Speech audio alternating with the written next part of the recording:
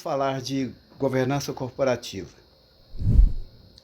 É claro que o tema é muito extenso e comporta algumas preliminares, e exatamente para formar um conceito em torno dessa estrutura chamada governança corporativa. Mas, de toda sorte, toda essa conversa sobre governança corporativa, ela começa e também termina com pessoas. Então, nós temos aí a analisar a figura da pessoa dentro dessa organização. Portanto, precisamos falar como pessoa, da sua finitude. Todos nós temos pelo menos duas certezas. Nós, como pessoas humanas, temos duas certezas. Uma de nascer e outra de morrer. Então, a nossa finitude é uma realidade. Para todos nós, para todo ser humano, isso é o real, isso é o normal. E é claro que entre nascer e morrer existe um aprendizado muito grande, um acúmulo de conhecimento, de experiências que a pessoa passa a ter em função da própria vida, e essa experiência ela é muito rica. E é evidente que também a pessoa não pode levar consigo essa experiência sem antes transmiti-la ao seu entorno, à sociedade, enfim, à sua comunidade. E, portanto, apesar de ser uma rica experiência de cada um de nós, mas é necessário que a gente tenha a responsabilidade de fazer com que essa experiência passe de pessoa para pessoa. Pelo menos os exemplos de nossa atuação passe de pessoas para pessoas. Então, o conhecimento como criação de valor, ele tem uma importância muito relevante dentro de uma governança corporativa, dentro de qualquer situação onde o homem se coloca, o ser humano se coloca como um protagonista. Então, o sucesso do sucessor será o sucesso do sucedido. Então, o sucessor sempre será aquela pessoa que vem depois do sucedido e, portanto, trouxe desse sucedido as experiências, valorizou o legado dele, enfim, trouxe para si aquilo que se acumulou ao longo do tempo e pôde, então, fazer com que a sucessão possa ocorrer da melhor maneira. Então, podemos passar agora a falar sobre governança. Governança, como o próprio nome diz, é governo. É uma forma pela qual alguém, estabelece, através de sua persuasão, de sua condição, governar determinada coisa. No caso aqui nós estamos falando sobre governança corporativa, mas etimologicamente é importante saber e deixar bem conceituado que se trata de governança. Portanto, é aquele que governa, é algo que precisa ser governado. E a governança corporativa, nós estamos então entrando numa governança, numa forma de administrar um negócio, administrar algo que precisa de algumas regras, precisa de algumas normas e estabelecido em cima de alguns pilares que a gente chama pilares da governança. Para isso, a gente precisava também estabelecer que esse negócio precisa funcionar dentro de uma estrutura. E essa estrutura ela é baseada em padrões, ela é baseada em processos, ela é baseada em conformidades. Quando se fala padrões, são formas habituais de procedimentos, de atitudes que independem da pessoa que esteja a executando. Portanto, alguém que estabelece um padrão, um procedimento X num determinado momento da cadeia empresarial, essa função pode ser exercida por qualquer pessoa. Então, há uma certa independência da pessoa, senão a obrigação de se observar o que foi estabelecido como padrão. O segundo elemento também importante são os processos. É relevante a gente entender uma organização desde o seu objetivo princípio, desde o seu objetivo social, o que ela pretende realizar. Por que ela foi constituída? Por que uma empresa se dedica a determinado mistério, a determinado objetivo? Ela se dedica àquilo e vai explorar aquela atividade da melhor maneira. Através de quê? Através de processos.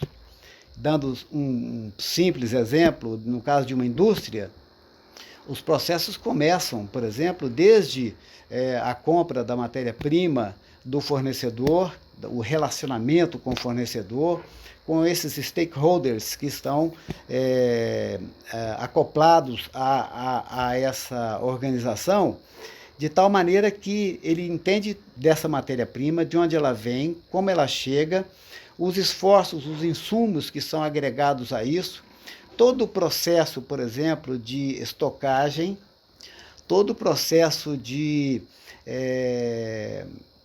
industrialização, no caso de uma indústria, como dissemos, todo o processo de expedição, todo o processo de vendas e aos clientes e ao mercado em geral. Então, se a gente entende a empresa como algo no meio disso tudo, e olhando para esses dois lados, desde o fornecedor até o seu público consumidor, ela vai estabelecer processos que possam garantir cada passo que se dá para o atingimento desse objetivo.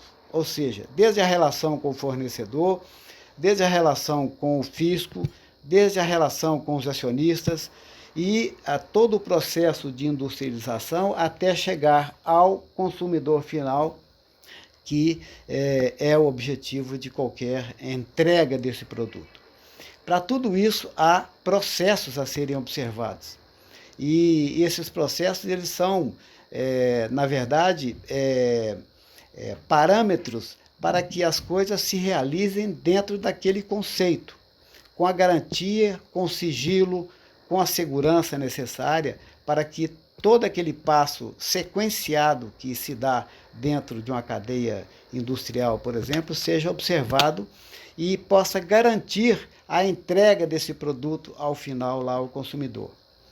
Tudo isso se chama de processo e é necessário que ele tenha, portanto, um padrão e tenha uma sequência e seja sempre motivo da administração ter olhos abertos para ver se pode-se melhorar determinado processo, pode-se encurtar determinado processo, ou seja, tudo no sentido de melhorar a canalização que se faz com aquele produto. Isso é processo, né? E, aliado a isso, nós temos as conformidades, porque como tudo dentro de uma organização é gerido por pessoas, e hoje em dia até já há inteligência virtual e uma série de coisas, mas no fundo as pessoas ainda continuam pensando, continuam raciocinando e, portanto, são detentoras do domínio das coisas.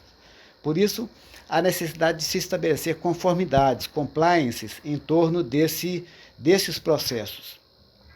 E esses compliances, eles têm todo um objetivo de certificar os passos que estão sendo dados, para evitar conflitos de interesse, para evitar desvios de recursos, para garantir uma boa qualidade do produto, para estabelecer e cumprir prazos estabelecidos desde o compromisso que se faz com o fornecedor e com o cliente para a entrega desse produto, que está muito ligado às auditorias internas das organizações, de tal forma que essas conformidades, elas sempre são aquele sinal verde ou um sinal vermelho ou amarelo diante daquele transcurso dos processos em andamento. E através dessas conformidades se pode avaliar riscos, se pode estabelecer uma matriz de riscos, né, para para mitigar situações de insegurança e garantir todo um processo adequado, moderno, tecnológico, econômico, enfim, com todos os predicados que a excelência exige no trabalho ou no produto que se está fazendo. Então, sobre tudo isso, nós temos alguns pilares, né, que são os pilares da governança corporativa, que são a transparência, que são as prestações de contas, os pilares da equidade e também as ferramentas corporativas. É importante que a gente fale um pouco dessas ferramentas que ainda há pouco eu disse, que são, na verdade, as responsabilidades corporativas. E, começando-se pela transparência, é necessário hoje, principalmente nos tempos modernos, onde os capitais são mormente formados por terceiros, não só pela família empresária, mas também por fundos de investimento, por investidores independentes. Então, é necessário que tenha transparência nas ações de uma empresa, de um grupo econômico, por exemplo, de empresa. E essa transparência ela se dá se nós tivermos papéis muito bem desenhados e cumpridos, se nós tivermos processos, se a conformidade de todo esse processo estiver legal. Portanto, você vê que há regimenta-se, na verdade, muitos elementos para dar uma composição e uma segurança em todos os processos de uma governança. Então, é necessário que seja transparente para o seu fornecedor, para com o seu cliente, para com instituições financeiras, para com a sua comunidade, porque a empresa tem também um aspecto social relevante hoje dentro das suas comunidades. Então, é necessário que se tenha tudo muito bem claro, muito bem explicado. Aliás, o combinado não sai caro. Então, é necessário que a empresa tenha, para ter uma boa reputação, é necessário que ela tenha o seu balanço publicado, por exemplo, que atenda às normas do IFRS, por exemplo, que atenda aos apelos ambientais da sua comunidade, que esteja sempre produzindo um bom rendimento e dividendos para os seus acionistas, cumprindo a finalidade principal do investidor. Então, é muito importante que ela também tenha transparência nas suas contas. Hoje, aliás, a própria Receita Federal já traz isso nos seus próprios sistemas, em que hoje, na verdade, a contabilidade está dentro da Receita Federal. Então, ela sabe linha por linha todas as suas despesas, todos os seus custos, todas as suas receitas, os cruzamentos eletrônicos que existem hoje entre CPFs, entre CNPJs, entre todos os tipos de informação, seja em termos federais, municipais, estaduais. Então, tudo isso faz com que haja muita transparência, exatamente por conta até mesmo do avanço tecnológico que o Brasil atingiu e que é um país muito adiantado em tecnologia, principalmente em termos fiscais no mundo. Outro elemento também importante é a prestação de contas, porque o administrador, o gestor de uma companhia, ele tem a obrigação de prestar contas aos seus acionistas, ao seu público interno e ao seu público externo.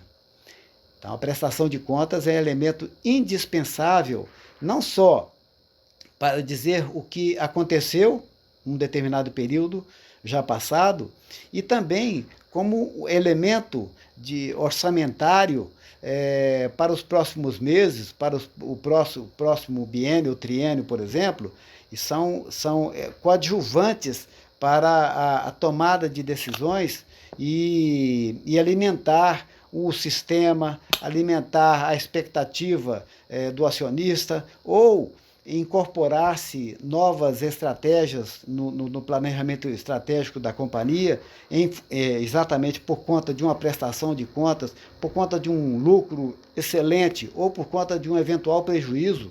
Isso pode mudar as regras do jogo, pode mudar a direção dos investimentos, pode-se ter uma capitalização mais apressada, pode-se ter uma aplicação de recursos em outros investimentos para equilibrar mais os riscos.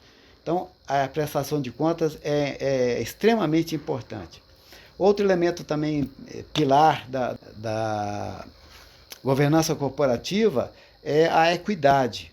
A equidade, na verdade, trata daqueles direitos iguais aos iguais.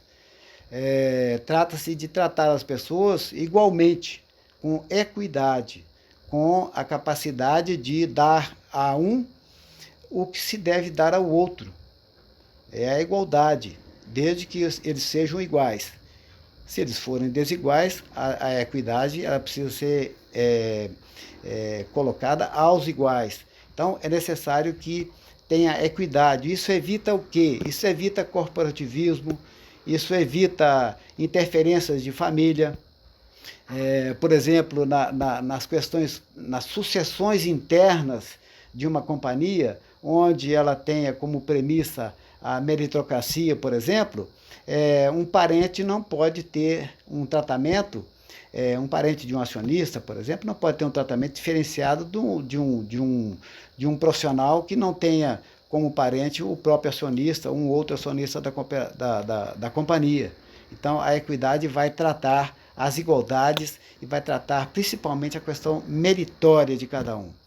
Se é capaz, se dá àquele o que ele merece. Se não é capaz, se reclassifica, se recicla ou se capacita para que ele se torne um profissional também e possa receber equanimamente a sua remuneração, por exemplo, em relação aos demais da sua seção, do seu departamento. E, finalmente, como pilar dessa governança corporativa, nós temos a responsabilidade corporativa. Como dissemos inicialmente, a empresa tem uma função social hoje muito grande. Aliás, ainda há muito a se caminhar nisso. E quando dissemos a respeito dessa situação, nós estamos nos referindo a que a empresa precisava receber da área política, por exemplo, da política de governo, uma atenção maior no sentido de que ela é produtora de riquezas, ela é produtora de empregos, ela é produtora de impostos e precisa realmente ter muito incentivo, ou pelo menos não ser prejudicada na sua linha de atuação, para que ela possa continuar produzindo essas riquezas e que são mormente levadas a milhares, milhões de pessoas. E aí nós não estamos dizendo apenas em relação às médias e grandes empresas no Brasil, mas a maioria das empresas no Brasil, que uma grande, na sua maioria, são empresas pequenas. Então, ainda que não se tenha uma governança corporativa com toda essa estrutura numa empresa pequena, mas é necessário se reconhecer que, ainda que numa empresa pequena, ela tem a sua responsabilidade corporativa, com a sua meia dúzia de empregados, com a sua comunidade, enfim, ela é algo que produz riquezas e deve ser protegida. Nesse sentido, ela também precisa dar retorno à sua comunidade, dar retorno ao mercado das suas ações. Então, ela tem essa responsabilidade e precisa, na pessoa dos seus gestores, ter a melhor política, que ele seja probo, que ele seja ciente de que se alguém investiu capital nessa empresa, seja pequena, média ou grande, esse acionista precisa ter um retorno financeiro e ela precisa, além desse retorno financeiro, dar a ele e à comunidade onde ela está estabelecida essa responsabilidade corporativa, que é de continuidade, que é de perpetuidade, enfim, com vários predicados aí que são aliados às empresas, principalmente aquelas que têm êxito, geram empregos e geram riquezas e tributos. Então, de uma maneira geral, a gente pode dizer que a governança corporativa ela é um ato de gestão muito responsável, onde se baseia em estruturas técnicas, em processos e procedimentos técnicos, em respeito à legislação brasileira, em respeito à sociedade, ao mercado em geral, que ela pratique atos lícitos e que essa administração possa desempenhar a sua atividade de uma maneira livre, possa concorrer no mercado com o que de melhor detenha e possa ser, então, uma fonte de riqueza, de empregos e de bons frutos empresariais.